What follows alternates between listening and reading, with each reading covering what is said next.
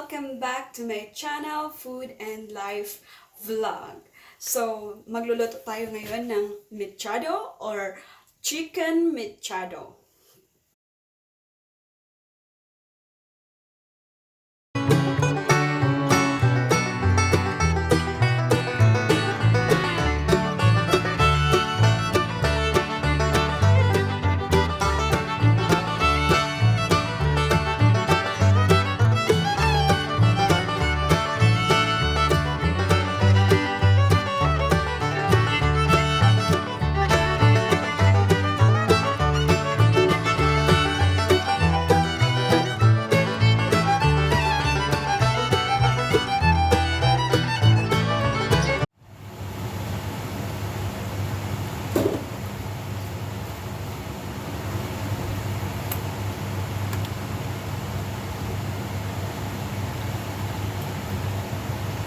So, mag-start na tayo sa ating pagluluto.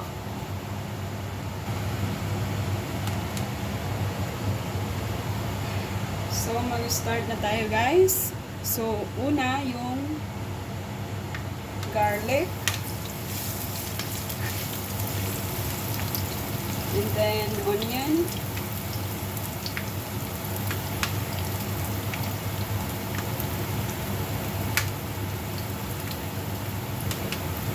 And then, isabay na natin yung luya.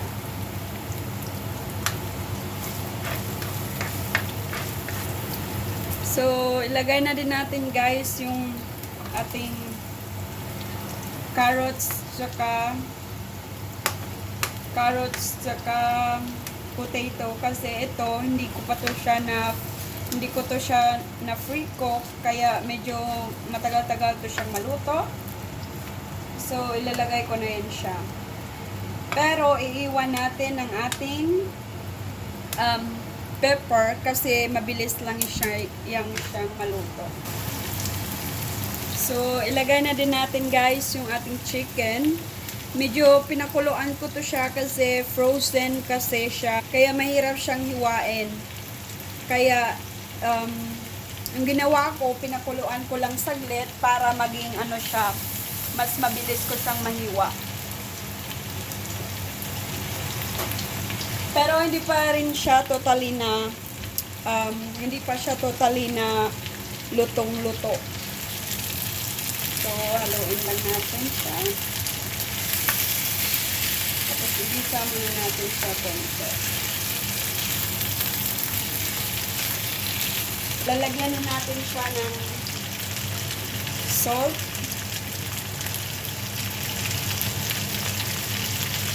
Then, konting sugar para mag-balance. And then, magdagdag din tayo ng konting aromat. Konti lang. And pepper.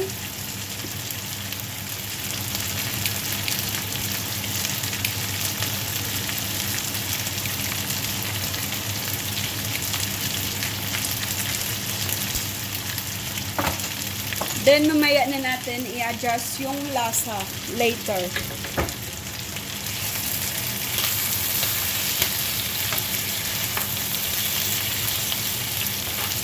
Then, ilagay na din natin, guys, yung ating chicken broth. So, pag walang chicken broth, pwede kayong gumamit ng cubes. Chicken cubes. Pwede rin.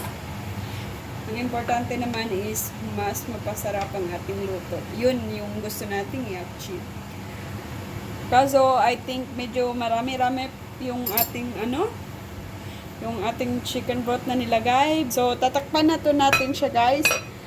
Then, pag kumulong-kumulo na siya, saka natin siya lagyan ng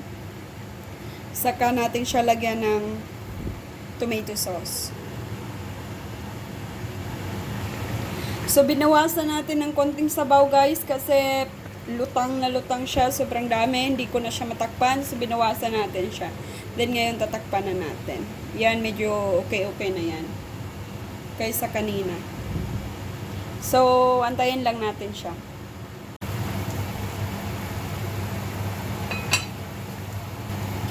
So, yan, maglalagyan na natin ng tomato sauce. So, longo barden na tomato sauce.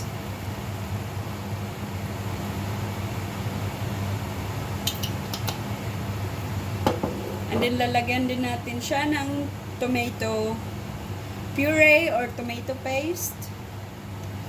Then, medyo inaan natin yung apoy.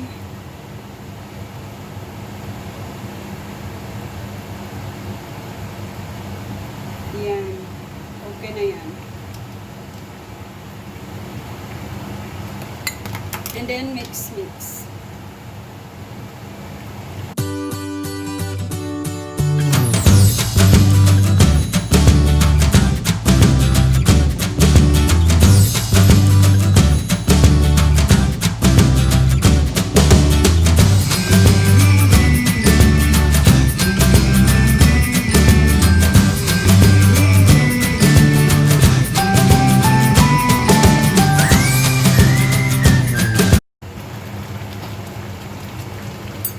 So, ilagay na natin guys ang ating pepper.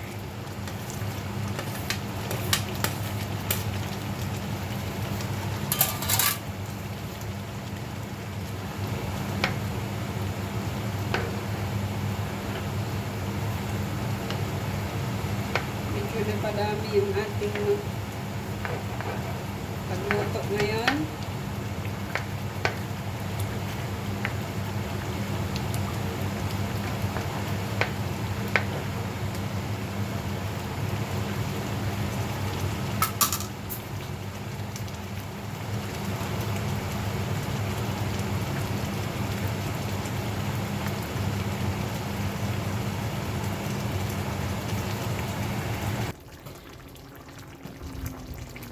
So, yan na guys, ang ating chicken mechado.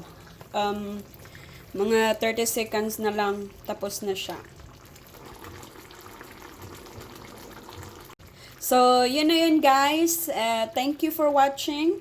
I hope you try this at home. And please, don't forget to like and subscribe on my channel, Food and Life Vlog. Bye!